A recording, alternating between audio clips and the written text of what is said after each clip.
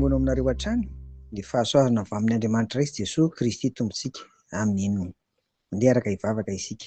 Misaotra anao ary izay ry Tompo Reny izay an-danitra fa nomenao ny alahady ka afaka niara-mivavaka, ary misaotra indray amin'izao herinandro vaovao atomboka amin'ity alatsinainy ity izao, ka mbola fanomeza tsara bidy avy aminao koa izany. Koa ny fiainana iray manontolo Tompo dia apetraka eo am-pelantananao mba hanjakanao, fanahinao masina ny hitady-dalana sy hanolontsainanay mba hahafahanay manao ny sitraponao ka tsy hanontany aminao. Dia amin'ny anaranao Jesosy Kristy tomponay naovanay an'izany vavaka izany. Amen. Raha vao miresaka hoe fiandrianan'Andriamanitra ry havako dia anisan'ny andinin-tsoratra masina atao hoe fanalahidy ny amin'izany ny Exodosy 7:1-11 eo vakiana amin'ny anaran'i Jesosy izany. Ary hoy Andriamanitra tamin'i Mosesy, izao izay izy hatrizay ka ho mandrakizay. Ary hoy koa izy, izao no lazainao amin'ny zanak'Israely, izao izay izy no efa naniraka ho aty aminareo. Amen.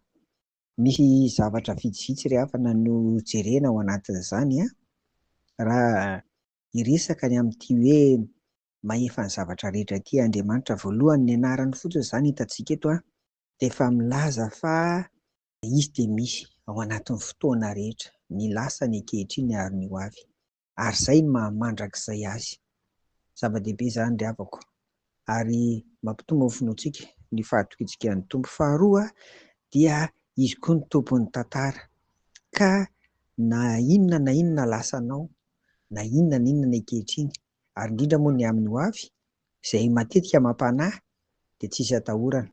Eo am-pelantanan'ny Tompo Andriamanitra, ilay mpamorona mahefa ny zavatra rehetra, ny tantaran'ny olony, ny tantaran'ny vahoakany. Manaraka hitantsika eto ihany koa izany fa Andriamanitra dia mahay manova ny tantarantsika, ny lasa, indrindra ny ratsy tao anatin'izany, ka omeny indray fiainam-baovao, omeny zavatra tsara. Eto ny voakan'Andriamanitra dia nampijalian'ny Farao ry zareo tany Egypta iray manontolo izany. Ary eto dia tonga indray i Mosesy irahan'Andriamanitra andeha hanafaka ny olony, ka noho izany dia izao hain'Andriamanitra mamadika ho fanafahana ny fifatorana, ny fanandevozana, ny fanagejana samihafa rehetra. Izany ry havana no toky ho antsika koa fa ity Andriamanitra ivavahantsika ity amin'ny mamahefa ny zavatra rehetra azy dia mpanafaka ihany koa ary mitsinjo ny olony.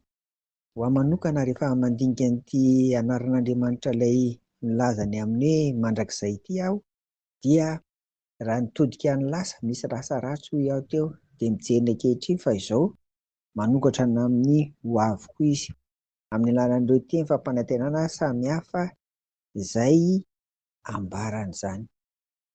Ny olombelona dia mety mamitaka, mety mandainga, fa izany no tsy hain'Andriamanitra indrindra, fa izay noteneniny, izay nampanantenainy, izay nolazainy dia tanterahany. Ary amin'ny androntsika izao dia ao amin'i Jesosy Kristy izany no tanteraka ry havana. Koa ilay Andriamanitra antsointsika hoe mandrakizay, amin'ny teny vahiny koa izany dia l'Eternel, dia mampitombo ny finoantsika sy ny fahatokiantsika azy izany. Aza manahy ny amin'ny ho avy ry havana, ary indrindra eo Jesosy Kristy ilay Emmanuel, Andriamanitra miaraka amintsika, Andriamanitra momba antsika mandrakariva. Jesosy Kristy koa eo ankilantsika eo miaraka amintsika, mahatanteraka ny sitrapo ry havana, fa hain'Andriamanitra atao ny zavatra rehetra. Dia mirary herinandro feno fifaliana, fahasambarana, fiadanana ho anao, ary indrindra fahombiazana ihany koa miaraka amin'i Jesosy Kristy amin'ity herinandro ity. Amen. Dia hivavaka ary sika. Ry Tompo Rainay any an-danitra misaotra anao izahay fa afaka indray mandre ny teninao tahaka an'izany, ka amin'ny mamandrakizay ianao Andriamanitra dia ampitomboy ny finoanay hiorina aminao ao amin'i Jesosy Kristy mba tsy hanahanay fanahiana ny amin'ny ho avinay rehetra fa efa eo am-pelantananao izany.